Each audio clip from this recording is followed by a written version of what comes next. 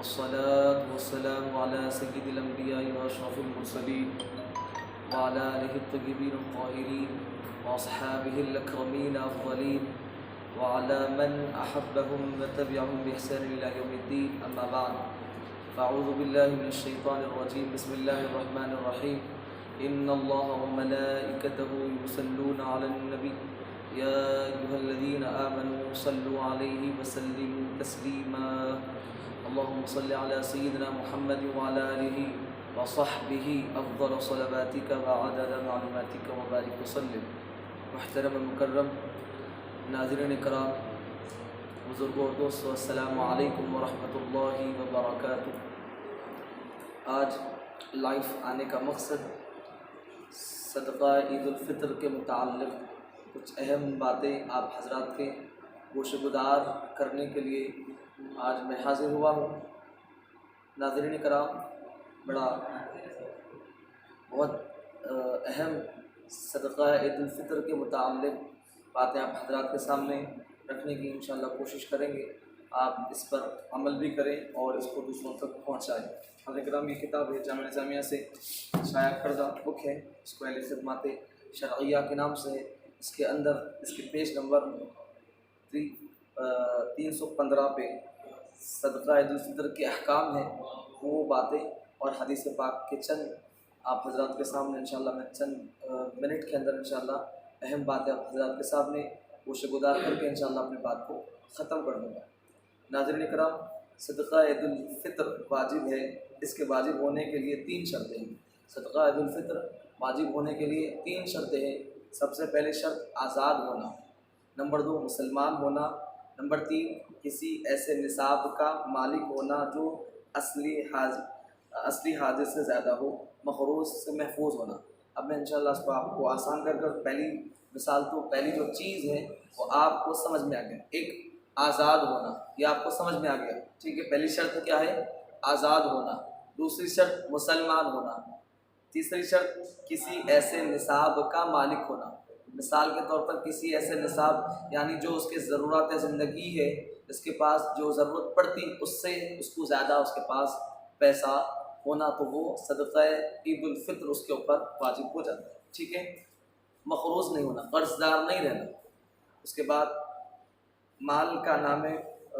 اس پر زکوٰۃ کے لیے کیا شرط ہے؟ کہ سال کا گزر جانا شرط ہے، یعنی کہ سال اس کا اگر گزر جائے، مثال کے طور پہ کسی کے پاس مال ہے 60 تولے چاندی، 52.5 تولے چاندی یا 7 تولے سونا جس کے پاس ہے، اور اس کے اوپر سال گزر گیا. اور آسان کر دوں، اگر کسی کے پاس 1 لاکھ روپے ہے، اس کے اوپر سال گزر جائے تو اس کو زکوٰۃ ادا کرنا ہے. کتنا ادا کرنا ہے؟ 1.2 2.5 اس کو جو ہے 2.5 اس کو زکوٰۃ ادا کرنا. اس کا مثال کے طور پہ اگر کسی کے پر 1 لاکھ کسی کے پاس مال ہے، اس کو زکوٰۃ ادا کرنی ہے، 1 سال اس کے اوپر گزر گیا تو اس کا 2.5 مثال کے طور پہ کتنا اماؤنٹ بنتا ہے؟ 1 لاکھ کو 2,500 روپے زکوٰۃ بنتی ہے. تو اس کو ادا کرنا. اس کے لیے شرط کیا ہے؟ زکوٰۃ ادا کرنے کے لیے شرط یہ ہے کہ 1 سال کا گزرنا، آپ کے پاس وہ مال رہنا اور اس کے اوپر 1 سال گزر جانا اس کے لیے شرط ہے. حاضرین کرام، اس کے لیے کیا شرط ہے؟ 1 سال گزرنا. مگر صدقہ عید الفطر کے لیے ایسی شرط نہیں ہے. اگر مال آپ کے پاس ہے، آپ اسی دن آپ کے پاس مال آیا تو آپ کو اسی دن آپ صدقہ عید الفطر ادا کرنا ہے. حاضرین کرام، کتنا ہے صدقہ عید الفطر؟ انشاءاللہ آپ وہ بھی آگے سماعت کریں.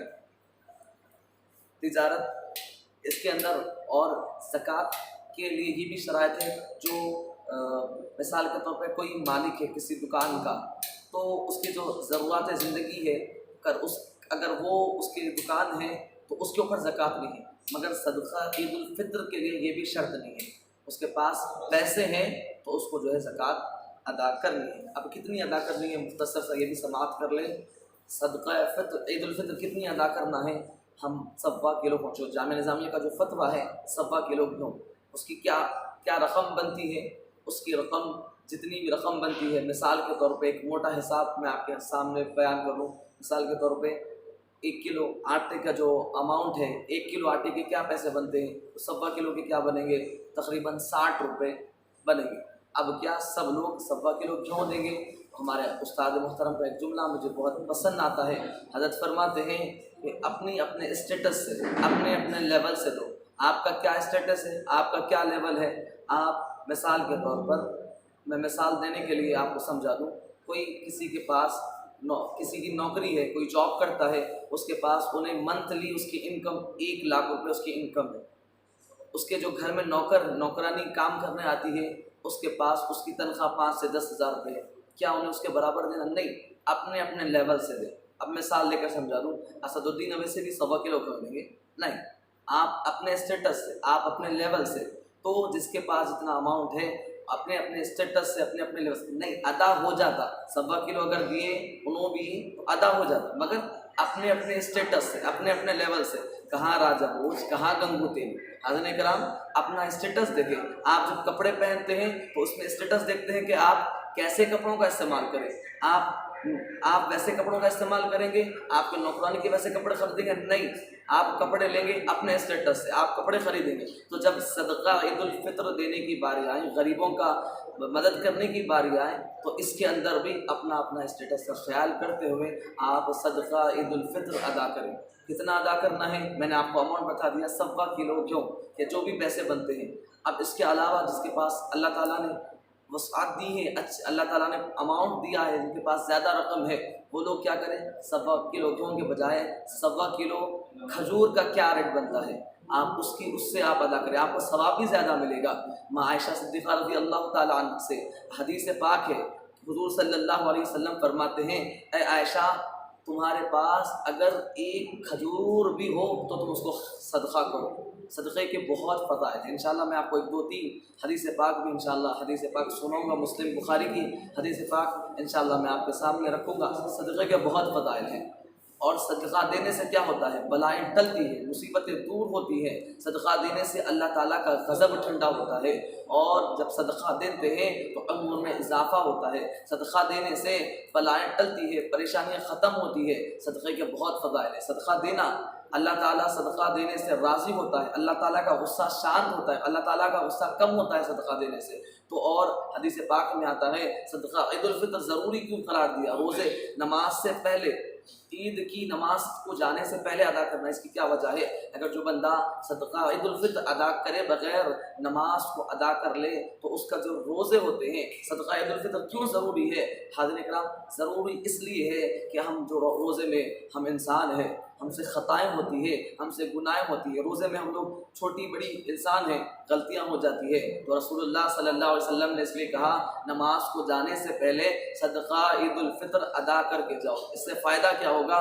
جو ہماری روزے میں جو خطائیں، جو غلطیاں ہوئی ہیں، وہ صدقہ عید الفطر کی وجہ سے اللہ، جو ہمارے روزے میں جو کمی پیش کی گئی وہ پوری ہو جائے گی۔ اگر ہم صدقہ عید الفطر ادا نہیں کریں گے تو ہمارا روزہ لٹکا ہوا رہے گا، ہمارا روزہ اللہ تعالیٰ کی بارگاہ تک نہیں پہنچایا جائے گا، وہ بیچ میں معلق رہے گا۔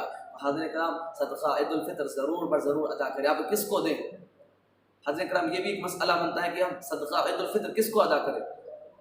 ناظرین، یہ ذہن میں رکھ لیں کہ صدقہ عید الفطر آپ کس کو دیں؟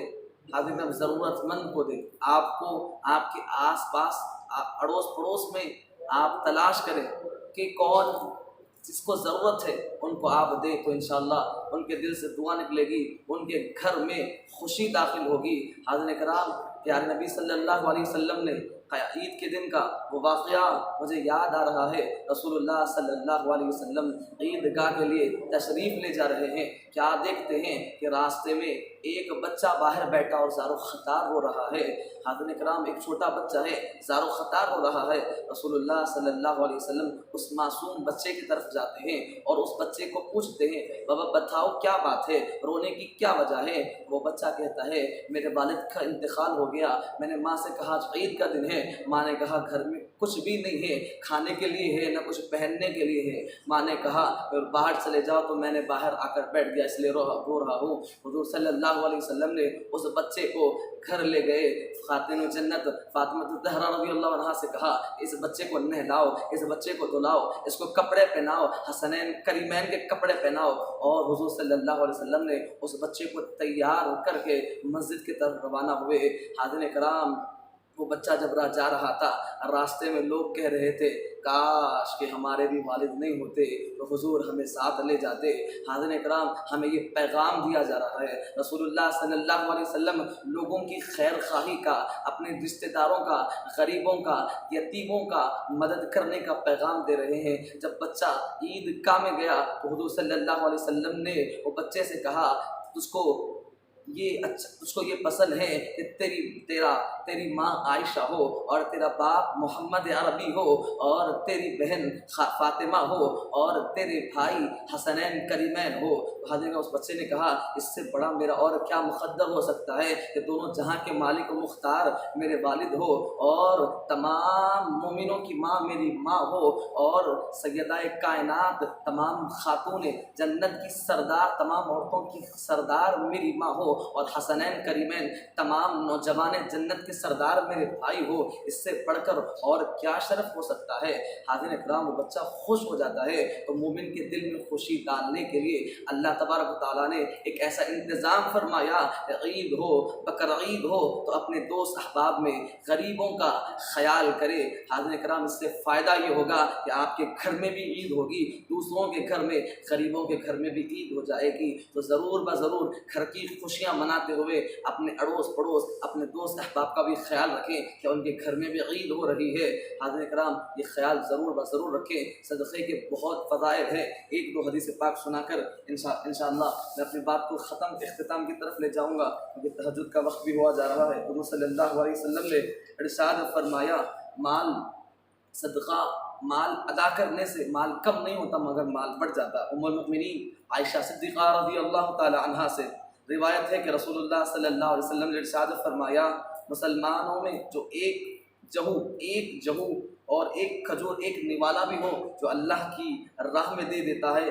اللہ تعالیٰ اس کو بڑھا دیتا ہے۔ اور یہ کون سی؟ مسند بن احمد کی حدیث پاک ہے۔ حاضرین کرام، حضور صلی اللہ علیہ وسلم نے کہا کہ تمہارے پاس ایک لقمہ بھی کیوں نہ ہو اور تم اس کو صدقہ کر دو، خیرات کر دو، تو تمہارا مال، تمہارے پاس جو چیز ہے وہ کم نہیں ہوگی مگر بڑھ جائے گی۔ حضرت کرام سے بات یہ معلوم ہوئی کہ مال اگر آپ صدقہ خیرات کرتے ہیں تو مال کم نہیں ہوتا بڑھ کے بڑھ جاتا ہے۔ اور دیکھیں عمر کیسے بڑھتی ہے۔ حضرت عمر بن عوف رضی اللہ تعالیٰ عنہ سے روایت ہے کہ رسول اللہ صلی اللہ علیہ وسلم نے ارشاد فرمایا، بے شک صدقے کے ذریعے اللہ تعالیٰ عمر بڑھاتا ہے اور بری موت کو دفع کرتا ہے۔ حاضرین کرام، آپ دیکھ رہے ہیں کیسے کیسے ایکسیڈنٹس ہوتے ہیں، کیسے کیسے لوگ مرتے ہیں۔ حاضرین کرام، اگر چاہتے ہیں کہ آپ کو اچھی موت آئے تو صدقہ خیرات دیتے رہیں، یہ تو بہت اچھا موقع ہے۔ اللہ تعالیٰ کہنے سننے سے زیادہ عمل کرنے کی توفیق عطا فرمائے۔ آمین۔ وآخر دعوانا الحمدللہ رب العالمین۔ السلام علیکم۔